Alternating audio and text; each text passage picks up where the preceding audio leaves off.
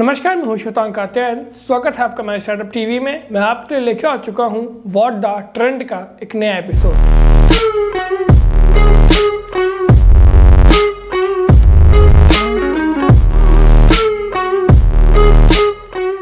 किसी भी crypto currency को वैध मुद्रा का दर्जा नहीं मिलेगा, सरकार ने यह साफ कर दिया है।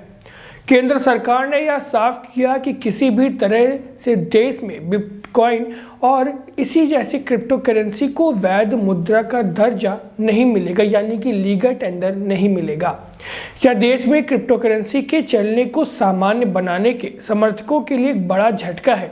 हालांकि यह संसद में बिल आने के बाद ही साफ हो पाएगा कि इनमें निवेश पर रोक लगेगी या नहीं।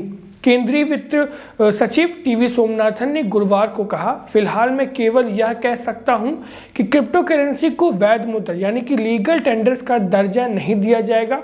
सोना और चांदी को भी वैध मुद्रा का दर्जा हासिल नहीं है। बाकी अन्य चीजें बिल से तय होंगी। सरकार इस पर बिल लाने वाली बहुत ही जल्द। गैरतलब है कि क्रिप्टो करेंसी को लेकर देश में तमाम चर्चाएं चल रही हैं। सरकार इनको रेगुलेट करने के लिए संसद में शीतकालीन सत्र में एक बिल लेकर आने वाली है।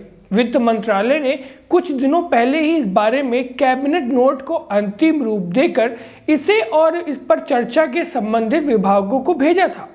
वहीं सूत्रों के अनुसार इस कैबिनेट नोटा में इस बात का ध्यान रखा गया है कि क्रिप्टो करेंसी तरह से बदनाम है और गैर कानूनी गतिविधियों से लगे लोगों को किसी तरह इसका दुरुपयोग कर सकते हैं।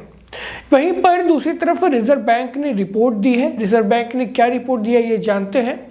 सूत्रों के अनुसार सरकार को दी गई रिजर्व बैंक की रिपोर्ट में साफ तौर पर इस बात पर जोर दिया गया है कि क्रिप्टो करेंसी के बारे में जानकारी बहुत कम है और इसने रूप की मौद्रिक संप्रभुता, मौद्रिक स्थिरता को खतरा हो सकता है।